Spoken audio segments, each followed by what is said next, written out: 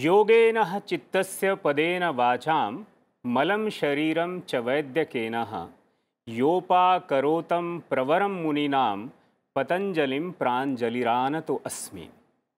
जिन्होंने योग से मन पर नियंत्रण करने का एक साधन दिया, जिन्होंने आयुर्वेद शास्त्र लिख करके हमारे शरीर का जो मल है उसे निरोग करने की उन्होंने विधा रची, और जिन्होंने हमारी वाणी को शुद्ध करने के लिए व्याकरण शास्त्र की रचना की, ऐसे पतंजलि को बारंबार नमस्कार है। और नमस्कार है सभी दर्शकों को आज हमारे संसद टीवी के इस खास कार्यक्रम योग में विश्व के लिए।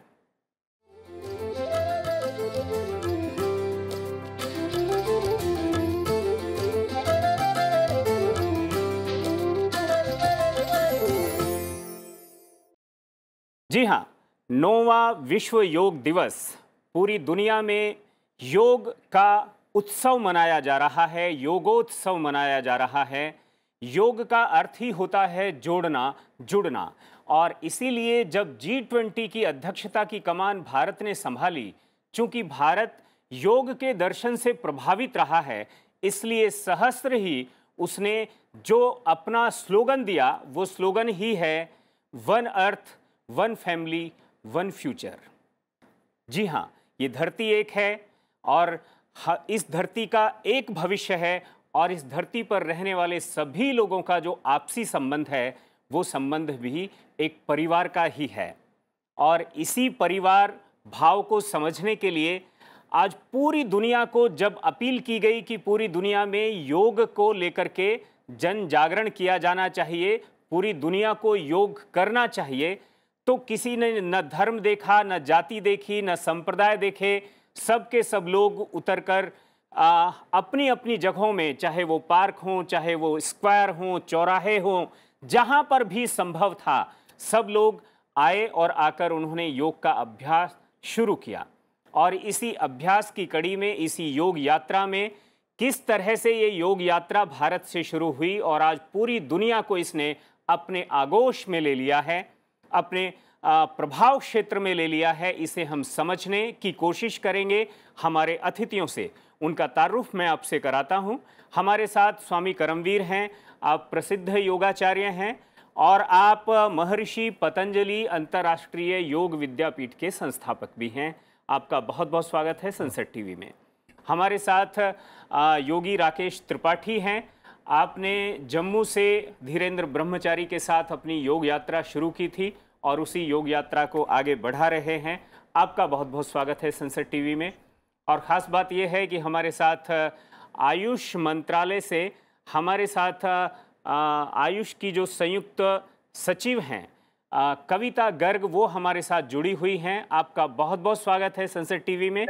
और इस सारी चर्चा को हम शुरू करेंगे स्वामी करमवीर जी से। स्वामी जी, आपका अपना योग का जो जीवन है उसको भी आप हमें बताइए, और साथ में ये भी बताइए कि जीवन अनुभव और इतिहास, योग की जो यात्रा है, इन तीनों चीज़ों को हम कैसे समझ सकते हैं? देखिए, वैसे तो मैं लगभग 40 वर्ष से इस क्षेत्र में हूँ और बचपन से ही मुझे सौभाग्य मिला योगाभ्यास करने का, और मेरी रुचि रही क्योंकि काफ़ी साधु संतों से मिला, उनसे भी सीखा, सब कुछ किया। 50 साल तो आपकी उम्र भी हो गई होगी। हाँ, नहीं, एज तो लगभग 70 का लगभग है। 70? हाँ, क्या बात। तो ये योगाभ्यास का ही फल मैं समझता हूँ। तो बुढ़ापे को हराने का भी अस्त्र है क्या योगा? बिल्कुल। हम जब अपने इतिहास को पढ़ते हैं और देखते हैं तो मैं भीष्म पितामह की आयु 175 वर्ष थी। क्या बात। तो हम अपनी आयु को बढ़ा सकते हैं। जीवन जितना हमारा संयमित होगा, व्यवस्थित होगा, हमारा खान पान बहुत अच्छा होगा, तो हम इस आयु को बढ़ा करके, वेद में कहा जीवे में शरदः शतम, और अंत में कहा जीवे में शरदः शतम वर्धमानः। हाँ, आगे बढ़ते हुए। हाँ, भूयश्च शरदः शतात्, हम आगे भी जा सकते हैं। तो इसलिए हमारी आयु योग के द्वारा हम बढ़ा सकते हैं इसको, और हेल्दी रह सकती है। सबसे बड़ी बात है कि हम हेल्दी रहते हुए, स्वस्थ रहते हुए अपनी जीवन यात्रा को पूरा करेंगे। तो मैं हिमालय में भी रहा लगभग 15 वर्ष, गंगोत्री के अंदर, वहाँ मैंने साधुओं से सीखा और काफ़ी अभ्यास भी किया। तो मेरी जो योग की यात्रा बहुत पुरानी है और मैं समझता हूँ ये अंतिम तक चलेगी। बिल्कुल। योग की एक यात्रा बाह्य है जिसको हम यम नियम आसन कहते हैं, कुछ चीज़ें हमारे अनुभव में, अभ्यास में हम करते हैं। लोग कहते हैं कि एक यात्रा अंतर यात्रा भी है, जिसमें प्रत्याहार है, धारणा है, ध्यान है, धारणा है, और वो समाधि तक चला जाता है। आपको लगता है कि जब योग के स्टैंडर्ड्स को, योग के जो मानक हैं, जब दुनिया के लोग उन्हें समझने के लिए कोशिश करेंगे तो उन्हें भारत की तरफ देखना होगा, और भारत में उसके लिए पहले से ही वो मॉडल उपलब्ध होने ज़रूरी हैं? देखिए, जब हम योग की बात करते हैं तो योग भारत से ही प्रारंभ हुआ। हमारा जो हिमालय क्षेत्र है, इसमें ऋषि मुनियों ने रह कर के तप किया और वहाँ पर योगाभ्यास प्राणायाम किया। महर्षि पतंजलि अष्टांग योग की चर्चा करते हैं, यम, नियम, आसन, प्राणायाम, प्रत्याहार, धारणा, ध्यान, समाधि। तो ये यम और नियम है, ये हमारे शरीर का शोधन करने के लिए है, समाज को व्यवस्थित करने के लिए। समाज योग में होगा तो निश्चित समाज के अंदर बुराइयां नहीं होंगी और हमारा जीवन बहुत अच्छा होगा। जब हम यम और नियम की बात करते हैं तो इसमें अहिंसा एक शब्द आता है। तो महर्षि पतंजलि ने सूत्र दिया, अहिंसा प्रतिष्ठायाम तत्सन्निधो वैर त्यागः। तो जो हिंसा के भाव है वो 81 प्रकार के हैं। आदमी सोच नहीं सकता कि हम किस किस क्षेत्र में हिंसा कर रहे होते हैं। तो 81 प्रकार के, तो सारी चीज़ें हमारे जीवन से निकल जाती हैं और फिर हमारा पदार्पण होता है। फिजिकल वायलेंस ही नहीं है, मानसिक मेंटल वायलेंस भी है, और भी तरह का है। ये बहुत ही एक ऐसा योग है मानव के लिए, मैं समझता हूँ कि हर क्षेत्र को स्पर्श करता है। अहिंसा, हिंसा, जो हिंसा के बारूद पर पूरी दुनिया बैठी है, ऐसा आज कहा जाता है। आपको लगता है ये एक पाथ है, ये एक दर्शन है, ये एक रास्ता है जिस पर चलते हुए हम उस समस्या से पार पा सकते हैं? बिल्कुल। योग में जो अहिंसा, अभी जैसे बताया कि तत्सन्निधौ वैर त्यागः, आजकल क्या परस्पर द्वेष, आपस में एक दूसरे के प्रति घृणा, एक दूसरे के प्रति असंतोष, इस तरह की जो भावना देखी जा रही पूरे विश्व में, उस पर कैसे विजय प्राप्त की जाए, अर्थात कंट्रोल किया जाए। तो उस स्थिति को लाने के लिए अहिंसा का पालन आवश्यक है। हिंसा को त्याग करेंगे तभी, और उसके लिए आवश्यक है कि अहिंसा का पालन किया जाए। बिल्कुल। तो हमारे जो भारतीय मनीषा है, भारतीय संस्कृति में योग के माध्यम से हमारे ऋषि मुनियों ने ये ज्ञान हमको पहले से दे दिया था। बिल्कुल। हमने उसका अभ्यास किया, निरंतर वर्षानुवर्ष किया, युगों युगों तक किया। वर्तमान परिस्थितियों में एक शब्द को पकड़ करके वो एक नौजवान बुद्ध बन गया। जी जी, बिल्कुल बिल्कुल बिल्कुल। कहते हैं कि शेर, भालू, गीदड़, माने वन में रहने वाले असंख्य जो मनुष्यों को आहार बना लेते हैं अपना, वे भी एक, जैसे अभी कर्मवीर जी ने बताया कि हिमालय में गए, तो हिमालय का मतलब जंगल में चले गए, घर नहीं है वहाँ, कोई प्रोटेक्शन नहीं है, लेकिन वहाँ भी स्वतंत्र जीवन व्यतीत हो रहा है, पशु पक्षियों के दबाव से, प्रभाव से मुक्त, बिल्कुल। तो उसका तात्पर्य यही हुआ, जो अहिंसा प्रतिष्ठायाम जो है, जब हम दूसरे के प्रति घृणा नहीं रखेंगे, दूसरे के प्रति हिंसा की भावना नहीं रखेंगे, क्योंकि बताया कई तरीके से हिंसा होती है, तो जाने अनजाने हम नहीं सोच रहे तो भी हिंसा हो रही है, हमको पता ही नहीं है। तो अहिंसा की प्रतिष्ठा होने से उस हिंसा से मुक्त हो पाएंगे, और समस्त विश्व जो है, योग की जो प्रथम सीढ़ी है, माने हम पूरे विश्व को सुखी कर सकें, इस तरफ बढ़ सकेंगे। ये एक योग का मार्ग पहले से ही प्रशस्त कर दिया है, और भारत उसमें सबसे आगे चला है। मतलब अहिंसा को कितना महत्व दिया गया है, ये बात भी आपने समझी। अहिंसा की प्रतिष्ठा करनी है, माने प्रतिष्ठा का मतलब होता है उसको मान देना है, सम्मान देना है। प्रतिष्ठा का यही, उसे रिकॉग्नाइज करना है। हमारे साथ आयुष से जुड़ी हैं कविता गर्ग जुड़ी हैं, और वहाँ पर संयुक्त सचिव हैं। कविता जी, आपसे जो मेरा सवाल है, और वो सवाल सबसे वाजिब ये इसलिए भी है कि जो तैयारियों की बात है, आयुष ने कैसी तैयारियां की हैं 9वें विश्व योग दिवस को लेकर के?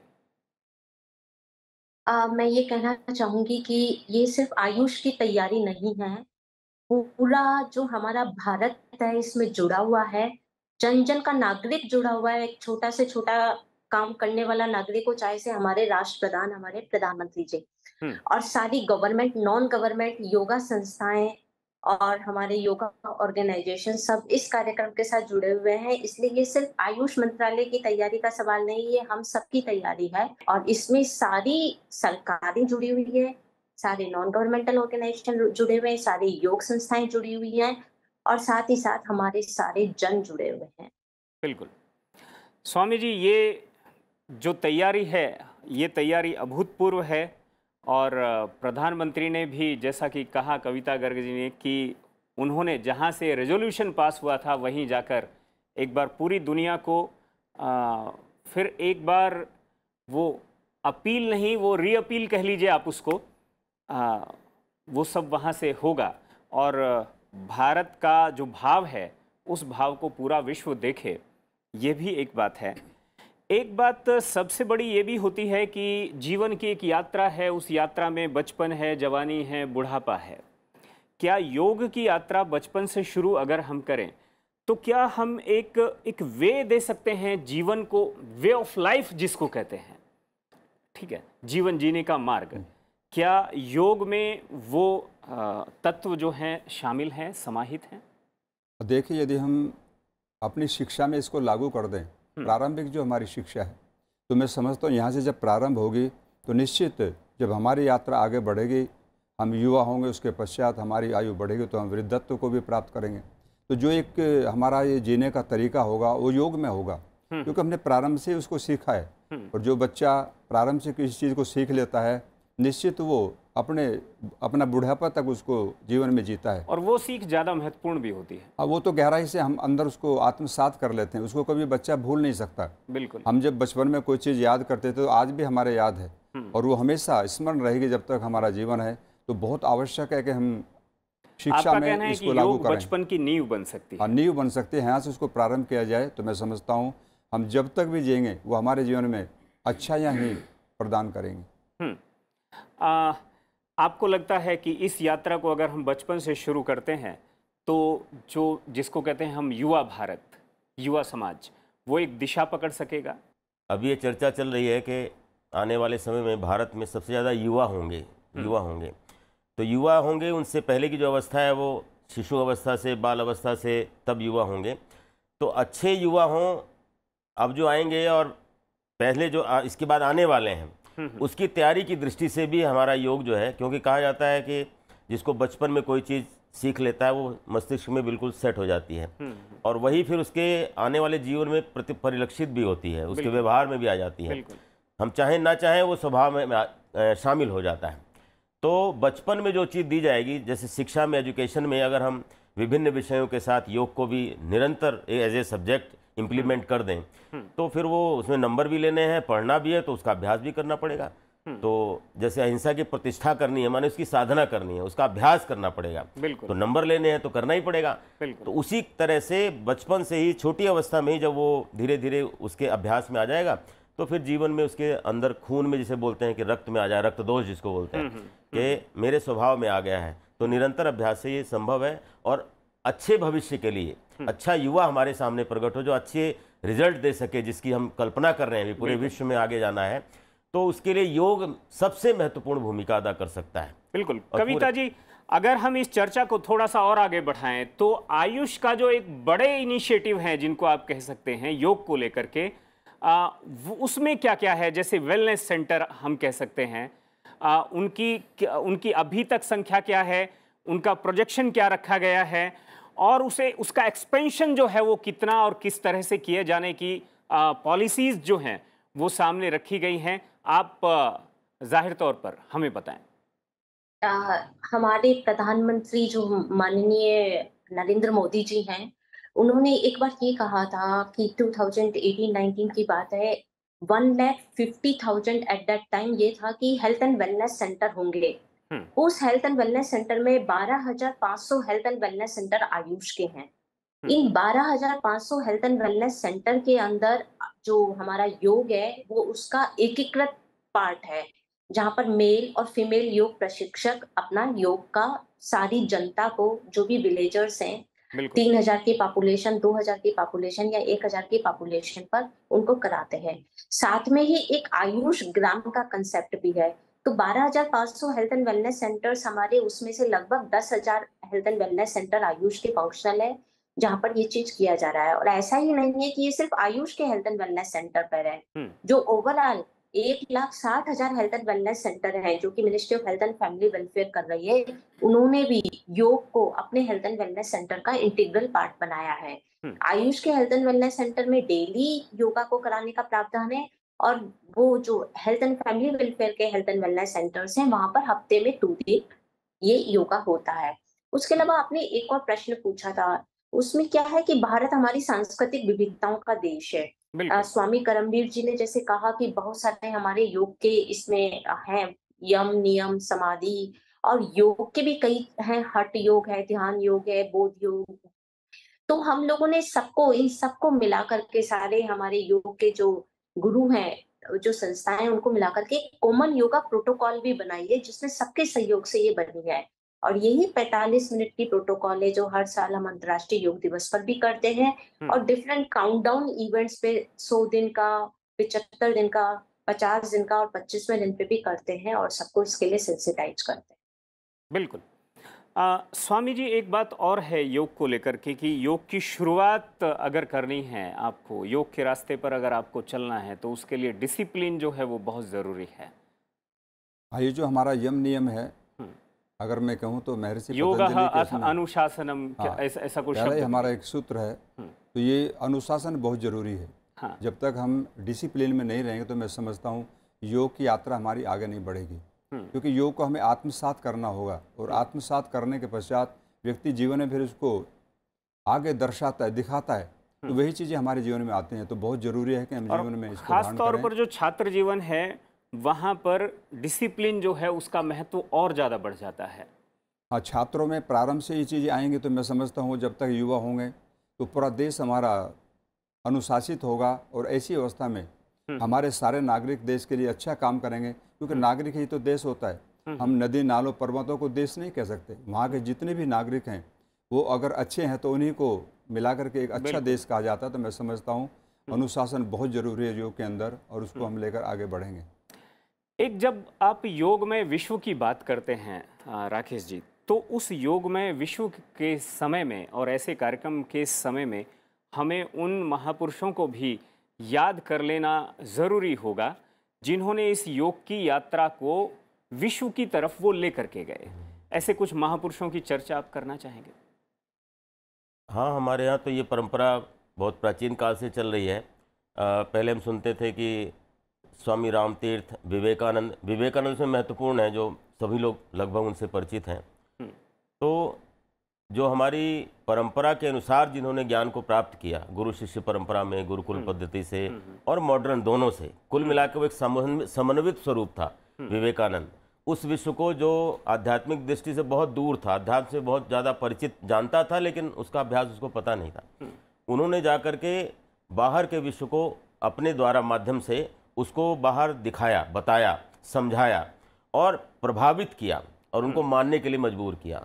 तो ये योग की प्रतिष्ठा ही है, योग की साधना के कारण से ही वो इसमें सक्षम हो पाए। तो आगे हमें अगर जैसे योग में हम जहाँ मेडिसिन खत्म हो जाता है वहाँ योग शुरू हो जाता है, एक तरह से हम ऐसी बोलते हैं, चर्चा करते हैं। तो ये पंच तत्व की साधना है, पृथ्वी जल अग्नि वायु आकाश, पांचों को हम समान कर लेते हैं। एक सूत्र है कि योगा समत्वम योग उच्यते, समान कर देना, सबको बराबर करना, माने किसी के साथ भेदभाव नहीं होना, और जो जितना जरूरी है वो उसको मिलना चाहिए, शरीर को भी मिलना चाहिए और विश्व में जो चराचर जगत में प्राणी है उनको भी मिलना चाहिए। तो उस बड़े सिनेरियो में भी, पूरे विश्व के दृष्टिकोण से भी योग का महत्व है, और योग की साधना से ही इसको पाया जा सकता है। बिल्कुल, कविता जी हमारे साथ जुड़ी हुई हैं। कविता जी, कुल मिलाकर के यहाँ पर जो हमारे अतिथि लोग हैं वो जिस तरह से वो बात रख रहे हैं, जब अंतर्राष्ट्रीय स्तर पर वैश्विक फलक पर अगर हम योग की बात करें तो उसे आप किस तरह से देखती हैं?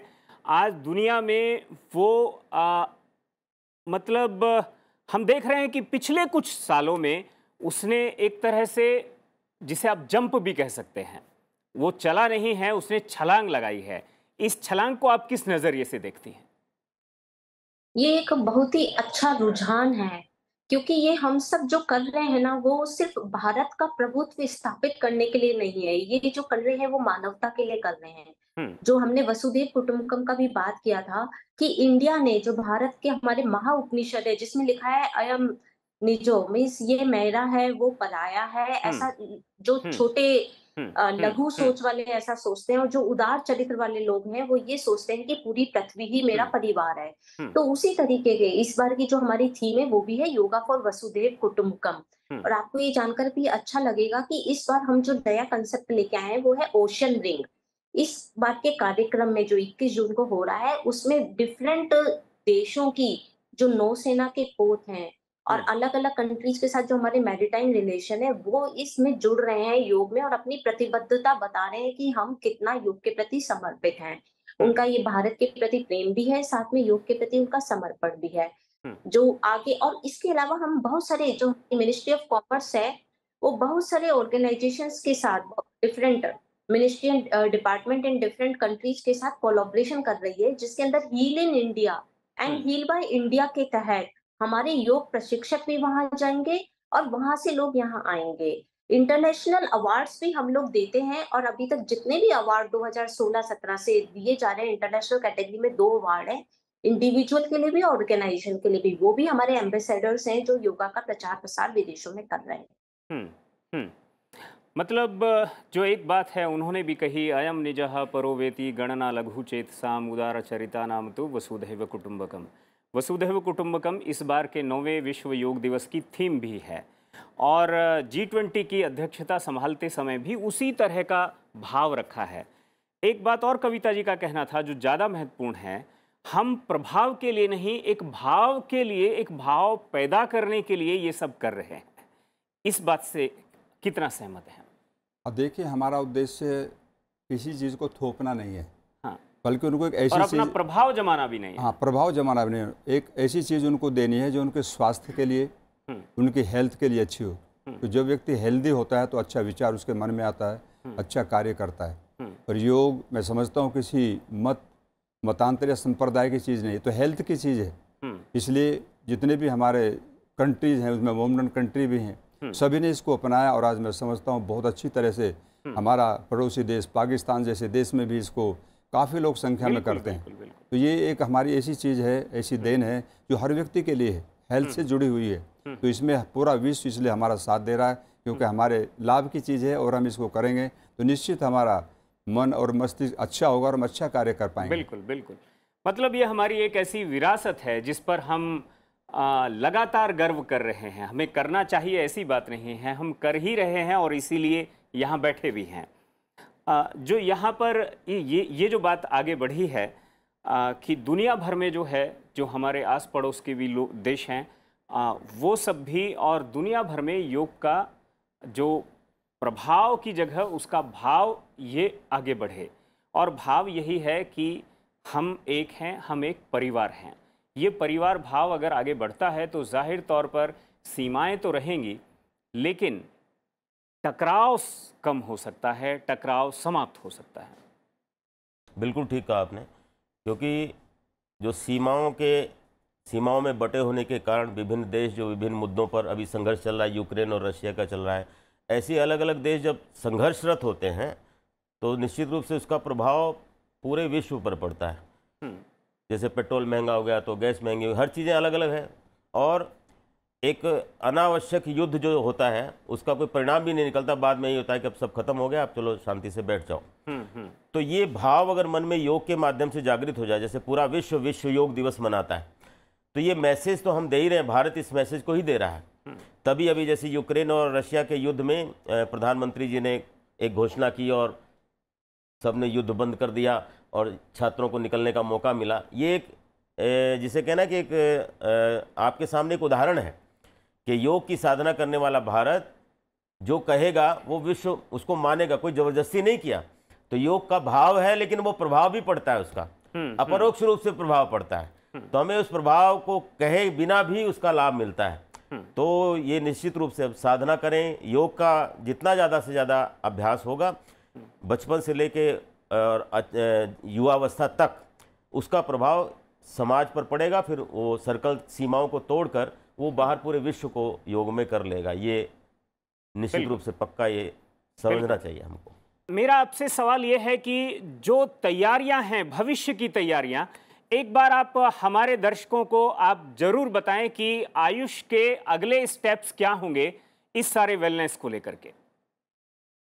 आयुष के अगले स्टेप्स में हम हेल्थ एंड फैमिली वेलफेयर के साथ जोड़ करके, जो पहले मैंने बताया था, हील इन इंडिया और हील बाय इंडिया पे काम करेंगे और एम्प्लॉयबिलिटी को भी निश्चित करने का कुछ प्रयास करेंगे कि ताकि जो हमारा योगा सर्टिफिकेशन बोर्ड है, जिसके तहत योगा वॉलंटियर्स को और योगा प्रशिक्षकों को सर्टिफाई किया जाता है, उस सर्टिफिकेशन बोर्ड के बाद वो सर्टिफाई हो जाते हैं, प्रशिक्षक ट्रेन हो जाते हैं, तो उनका एम्प्लॉयबिलिटी निश्चित हो सके, ताकि डिमांड एंड सप्लाई का मार्केट भी हो और जो भी नीडेड पर्सन है, जिसको जरूरत है, वो एक प्लेटफॉर्म पे ये मिल सके कि हमारे पास ये ट्रेनर्स अवेलेबल है, ये संस्थाएं अवेलेबल है जो इस तरीके की ट्रेनिंग देती है। तो ये वाला चीज एक आर्थिक रूप से भी भारत के लिए भी और सबके लिए भी उचित रहे। बिल्कुल, बहुत बहुत शुक्रिया आपका कविता जी, आपका बहुत बहुत शुक्रिया राकेश जी, स्वामी जी आपका बहुत बहुत शुक्रिया। और अगर हम भारत के साहित्य को देखें, पढ़ें, समझें, तो आप देखेंगे कि उसका बहुत बड़ा हिस्सा योग दर्शन के इर्द गिर्द बुना हुआ है।